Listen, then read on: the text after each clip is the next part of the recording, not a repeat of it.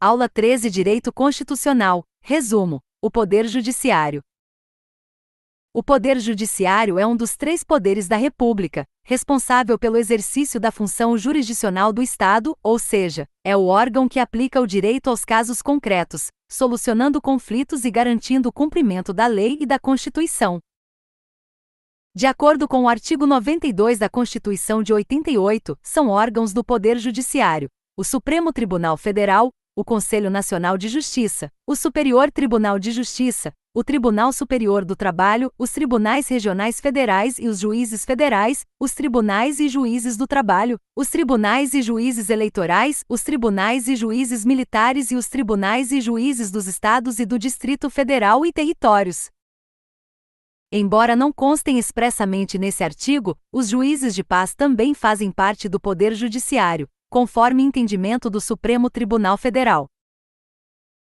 O Supremo Tribunal Federal é a Corte Suprema da estrutura judiciária brasileira. Ele exerce duas funções distintas: a de Corte Constitucional, responsável por proteger a integridade da Constituição e resolver conflitos constitucionais, e a de órgão máximo do Poder Judiciário, atuando como última instância de julgamento em casos concretos.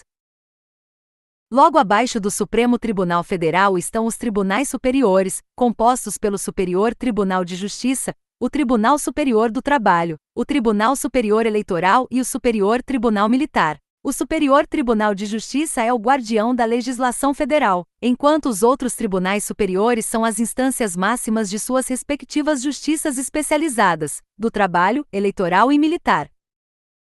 A jurisdição do Poder Judiciário divide-se em duas grandes áreas: a Justiça Comum e a Justiça Especial. A Justiça Comum compreende a Justiça Estadual, formada pelos Tribunais de Justiça e Juízes de Direito, e a Justiça Federal, composta pelos Tribunais Regionais Federais e Juízes Federais. Já a Justiça Especial é composta pela Justiça do Trabalho, pela Justiça Eleitoral e pela Justiça Militar.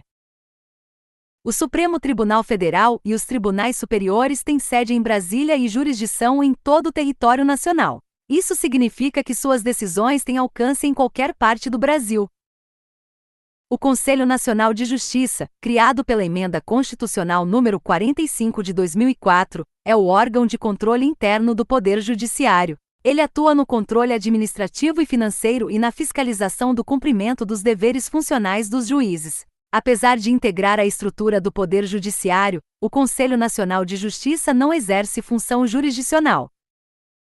O sistema adotado no Brasil é o Sistema Inglês de Jurisdição Única. Isso significa que apenas o Poder Judiciário pode dar decisões com força de coisa julgada material. Nenhum outro poder tem competência para resolver, de forma definitiva, litígios de natureza jurídica. O princípio que consagra essa ideia é o da inafastabilidade da jurisdição, segundo o qual a lei não excluirá da apreciação do Poder Judiciário lesão ou ameaça a direito, conforme previsto no artigo 5º, inciso 35, da Constituição de 88.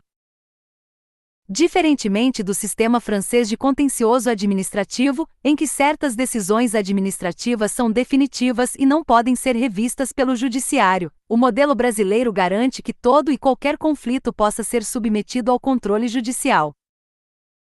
A função típica do Poder Judiciário é a jurisdição, que consiste em dizer o direito, aplicando-o aos casos concretos. A jurisdição é uma atividade secundária, pois o ideal seria que os próprios interessados resolvessem seus conflitos. É também instrumental, pois serve como meio para a aplicação do direito. É desinteressada, porque o judiciário não atua em causa própria e provocada, já que o juiz não age de ofício, mas apenas mediante provocação da parte interessada.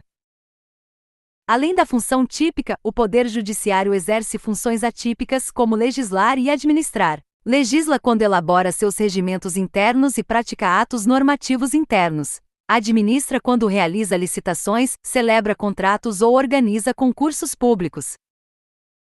Com o advento do Estado Social e do Estado Constitucional, o Poder Judiciário ganhou relevância e protagonismo. No Estado Social, o Estado passa a ser responsável por garantir direitos sociais como saúde e educação, e o Judiciário assume papel importante na concretização desses direitos, assegurando o chamado mínimo existencial. No Estado Constitucional, A Constituição torna-se o centro do ordenamento jurídico e todas as normas devem ser compatíveis com ela. Surge o controle de constitucionalidade, que é a verificação, pelo Poder Judiciário, da conformidade das leis e atos normativos com a Constituição. O Poder Judiciário torna-se, assim, guardião da supremacia constitucional e dos direitos fundamentais, assumindo função contramajoritária, protegendo as minorias contra abusos cometidos pelo governo da maioria. As garantias do Poder Judiciário asseguram sua independência e imparcialidade. Essas garantias se dividem em garantias institucionais, que protegem o Poder Judiciário como instituição, e garantias funcionais, que protegem individualmente os magistrados. Entre as garantias institucionais estão a previsão de que constitui crime de responsabilidade do Presidente da República atentar contra o livre exercício do Poder Judiciário, conforme o artigo 85, inciso 2, da Constituição, a vedação de que medidas provisórias ou leis delegadas tratem das garantias dos magistrados, a autonomia organizacional e administrativa, prevista no artigo 96, e a autonomia financeira, prevista no artigo 99, ambos da Constituição, de 88. A autonomia organizacional e administrativa significa que os tribunais têm poder de autogoverno. O artigo 96 da Constituição estabelece que compete privativamente aos tribunais eleger seus órgãos diretivos, elaborar seus regimentos internos, organizar suas secretarias e serviços auxiliares, prover os cargos de juiz de carreira, propor a criação de novas varas judiciárias e prover os cargos necessários à administração da justiça por meio de concurso público. Além disso, os tribunais podem propor ao Poder Legislativo alterações no número de membros dos tribunais inferiores, criação ou extinção de cargos e tribunais, bem como fixar a remuneração e o subsídio de seus membros. Essa competência demonstra a independência administrativa do Poder Judiciário. A autonomia financeira assegura que os tribunais elaborem suas propostas orçamentárias dentro dos limites estabelecidos na Lei de Diretrizes Orçamentárias. Caso os tribunais não encaminhem suas propostas no prazo, o Poder Executivo considerará os valores previstos na lei orçamentária vigente, ajustando-os conforme os limites da Lei de Diretrizes Orçamentárias. Durante a execução orçamentária, não poderá haver despesas que ultrapassem os limites estabelecidos, exceto mediante autorização de créditos suplementares ou especiais. Essas garantias institucionais impedem que os demais poderes interfiram na gestão do Judiciário, garantindo sua independência. As garantias funcionais dos magistrados estão previstas no artigo 95 da Constituição e são 3: vitaliciedade, inamovibilidade e irredutibilidade de subsídios. A vitaliciedade garante que o juiz não poderá perder o cargo senão por sentença judicial transitada em julgado. No primeiro grau, a vitaliciedade é adquirida após 2 anos de exercício. Durante esse período, o magistrado pode ser exonerado por deliberação do tribunal a que está vinculado. Nos tribunais, a vitaliciedade é adquirida na posse. Assim, ministros do Supremo Tribunal Federal, dos tribunais superiores e desembargadores que ingressam pela regra do 5º Constitucional tornam-se vitalícios imediatamente. Há uma exceção: a perda do cargo de ministro do Supremo Tribunal Federal ou de membro do Conselho Nacional de Justiça pode ser determinada pelo Senado Federal nos casos de crime de responsabilidade, sem necessidade de decisão judicial.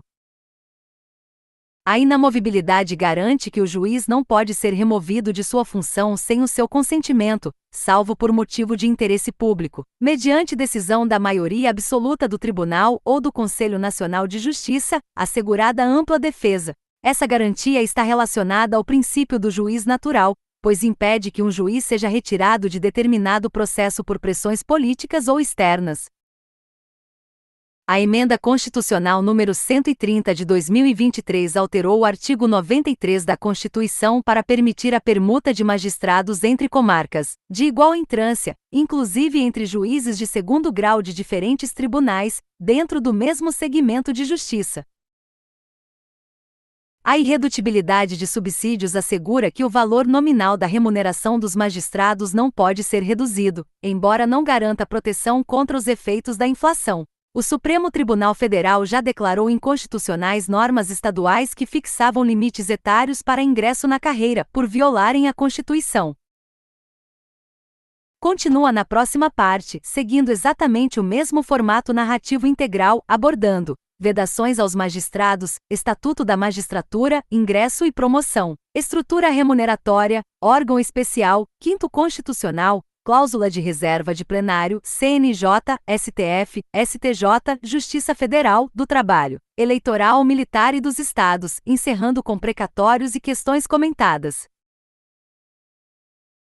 Dando continuidade, falaremos agora sobre as vedações aos magistrados. Essas restrições têm como objetivo assegurar a imparcialidade, a dedicação exclusiva e a integridade ética da magistratura. De acordo com o parágrafo único do artigo 95 da Constituição de 88, são proibidas aos juízes várias condutas que possam comprometer sua independência.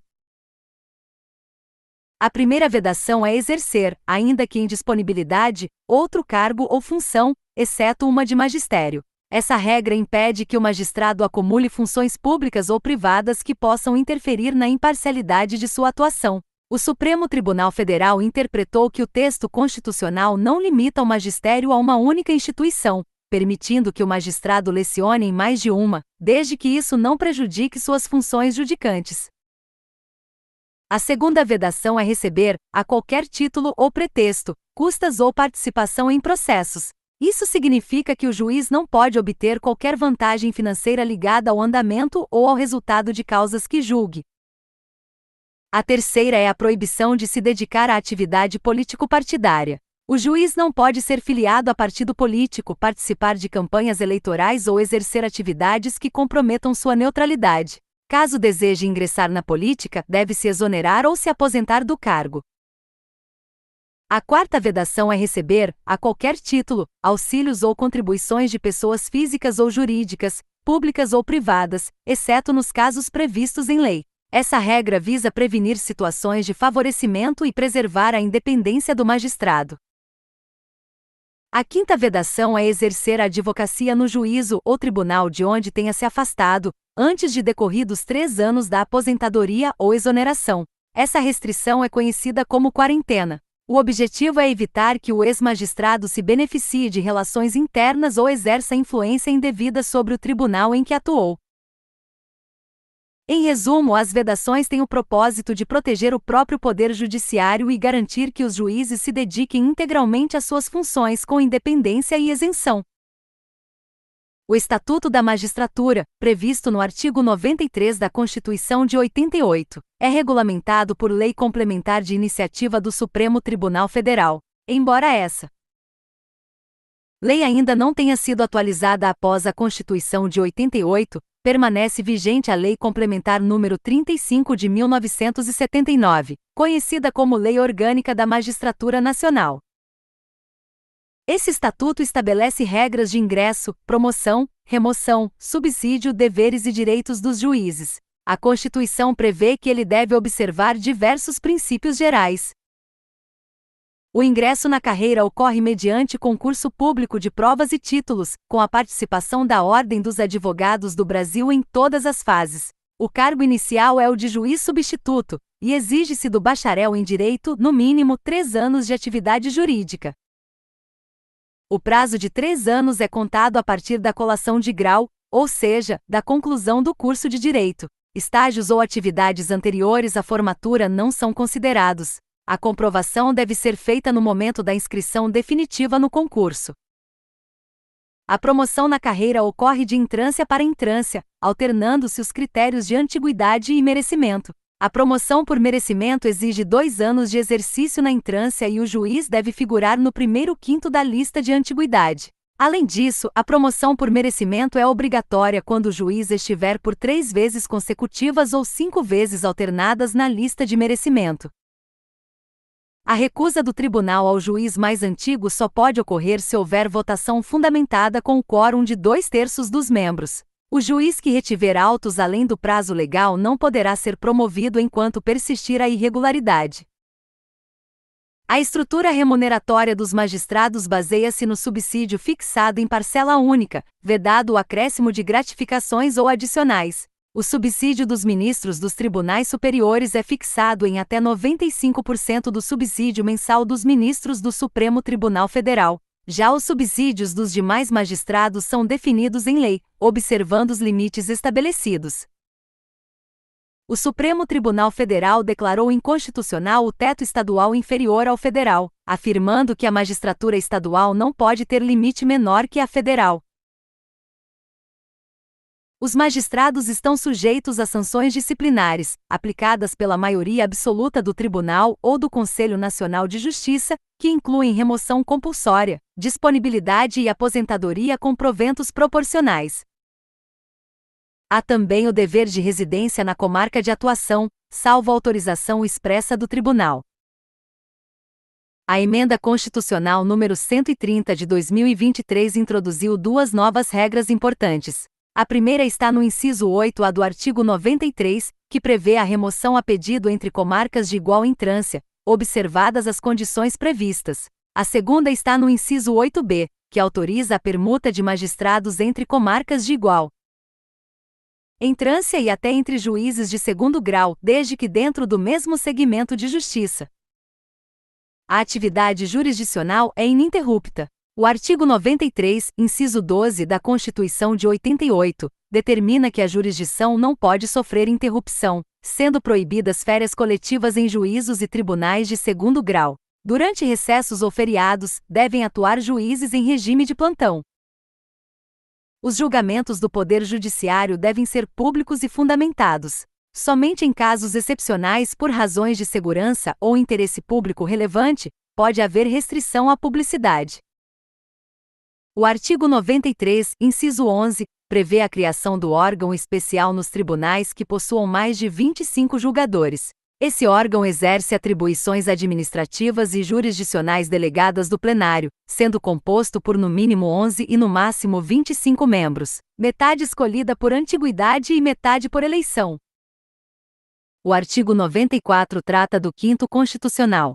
Segundo essa regra, 1/5 das vagas nos tribunais regionais federais, nos tribunais dos estados e do Distrito Federal e territórios será ocupado por membros do Ministério Público e advogados, ambos com mais de 10 anos de carreira e reputação ilibada. As indicações são feitas por lista sextupla elaborada pelos órgãos de classe. O tribunal forma então uma lista tríplice e a envia ao Poder Executivo, que escolhe um dos nomes para nomeação no prazo de 20 dias. Essa regra busca garantir pluralidade na composição dos tribunais, incorporando à magistratura pessoas com experiência prática no direito. No entanto, ela não se aplica ao Supremo Tribunal Federal, ao Tribunal Superior Eleitoral, ao Superior Tribunal Militar e ao próprio Conselho Nacional de Justiça.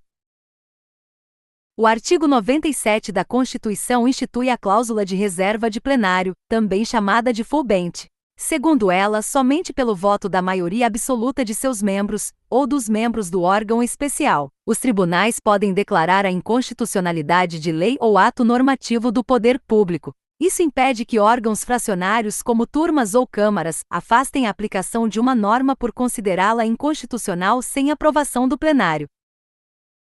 A súmula vinculante número 10 reforça essa regra ao afirmar que viola a cláusula de reserva de plenário a decisão de órgão fracionário de tribunal que, sem declarar expressamente a inconstitucionalidade, afasta a aplicação da norma. O artigo 98 da Constituição dispõe sobre os juizados especiais e a Justiça de Paz. A União, os Estados e o Distrito Federal devem criar juizados especiais, compostos por juízes togados ou leigos, para conciliação, julgamento e execução de causas de menor complexidade e infrações penais de menor potencial ofensivo, adotando procedimento oral e sumaríssimo. Os Estados e o Distrito Federal também devem instituir a Justiça de Paz, composta por cidadãos eleitos pelo voto direto e secreto, com mandato de 4 anos, responsáveis por celebrar casamentos, verificar processos de habilitação e exercer funções conciliatórias sem caráter jurisdicional. O artigo 103b da Constituição cria o Conselho Nacional de Justiça, órgão administrativo de controle interno do Judiciário. Ele tem 15 membros, incluindo o presidente do Supremo Tribunal Federal, que o preside, e representantes de todos os ramos da magistratura, do Ministério Público, da Ordem dos Advogados do Brasil e do Congresso Nacional. O Conselho Nacional de Justiça não exerce função jurisdicional, ou seja, não julga causas. Sua função é administrativa e fiscalizatória, zelando pela autonomia do Poder Judiciário, apreciando a legalidade de atos administrativos e podendo rever processos disciplinares. Entre suas competências destacam-se: zelar pela autonomia do Judiciário, expedir atos regulamentares, apreciar a legalidade de atos administrativos de tribunais e juízes, determinar remoções e aplicar sanções administrativas, além de representar ao Ministério Público em casos de crime contra a administração pública ou abuso de autoridade. O Conselho também elabora relatórios estatísticos semestrais e envia relatório anual ao Congresso Nacional. O Conselho Nacional de Justiça não pode exercer controle de constitucionalidade nem anular normas administrativas sob o fundamento de inconstitucionalidade, pois isso configuraria a usurpação da função jurisdicional. A seguir, analisaremos o Supremo Tribunal Federal, órgão de cúpula do Poder Judiciário e guardião da Constituição. O Supremo Tribunal Federal é composto por 11 ministros, escolhidos entre cidadãos com mais de 35 e menos de 70 anos de idade, de notável saber jurídico e reputação ilibada. O processo de nomeação envolve 3 etapas: indicação pelo Presidente da República, aprovação pela maioria absoluta do Senado Federal em sabatina pública e, por fim, nomeação pelo Presidente. Os ministros do Supremo Tribunal Federal têm mandato vitalício, aposentando-se compulsoriamente aos 70 anos, e são julgados apenas por crimes de responsabilidade perante o Senado Federal. O Supremo Tribunal Federal tem a função precípua de guardar a Constituição de 88. É ele quem exerce o controle concentrado de constitucionalidade, analisando a compatibilidade das leis e atos normativos com o texto constitucional. Suas decisões possuem força vinculante e efeito erga omnes, ou seja, valem para todos. As competências do Supremo Tribunal Federal estão previstas no artigo 102 da Constituição de 88 e dividem-se em competências originárias, recursais e outras de natureza consultiva ou administrativa.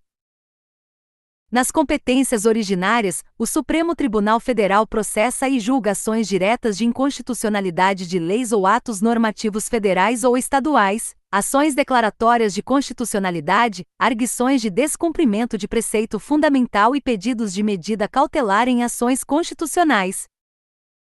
Ele também julga, nas infrações penais comuns, o Presidente da República, o Vice-Presidente, os membros do Congresso Nacional, os próprios ministros do Supremo Tribunal Federal, o Procurador-Geral da República e os membros do Conselho Nacional de Justiça e do Conselho Nacional do Ministério Público. Nos crimes de responsabilidade do Presidente e do Vice-Presidente da República, a competência é do Senado Federal. O Supremo Tribunal Federal ainda julga conflitos entre a União e os Estados, entre Estados entre si, ou entre qualquer desses entes e o Distrito Federal e territórios. Julga também litígios envolvendo Estado estrangeiro ou organismo internacional versus União, Estado ou Distrito Federal. Além disso, compete ao Supremo Tribunal Federal julgar habeas corpus, mandados de segurança, habeas data e mandados de injunção contra atos do Presidente da República, das mesas da Câmara dos Deputados e do Senado Federal, do Tribunal de Contas da União, do Procurador-Geral da República e do próprio Supremo Tribunal Federal. Ele julga também as causas e conflitos que envolvam a magistratura nacional e os tribunais superiores, além de reclamações destinadas a preservar sua competência ou garantir a autoridade de suas decisões. Nas competências recursais, o Supremo Tribunal Federal julga o recurso ordinário em habeas corpus, mandado de segurança, habeas data e mandado de injunção quando denegados por tribunais superiores, e também em casos de crimes políticos. Julga o recurso extraordinário quando a decisão recorrida contrariar a Constituição, declarar a inconstitucionalidade de tratado ou lei federal, julgar válida lei ou ato de governo local contestado em face da Constituição, ou julgar válida lei local frente à lei federal.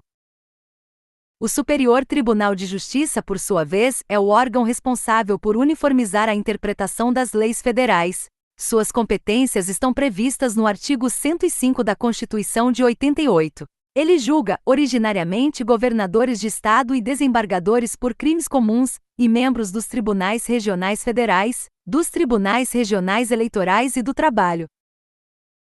Compete-lhe também julgar mandados de segurança e habeas data contra atos de ministros de Estado ou de comandantes das Forças Armadas, bem como habeas corpus quando a autoridade coatora for tribunal sujeito à sua jurisdição.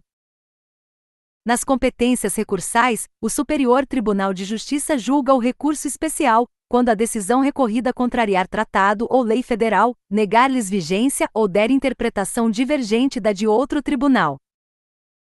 Abaixo do Superior Tribunal de Justiça, estão os tribunais regionais federais e os juízes federais, conforme os artigos 106 a 110 da Constituição. A Justiça Federal tem a função de julgar causas que envolvam o interesse direto da União, autarquias e empresas públicas federais.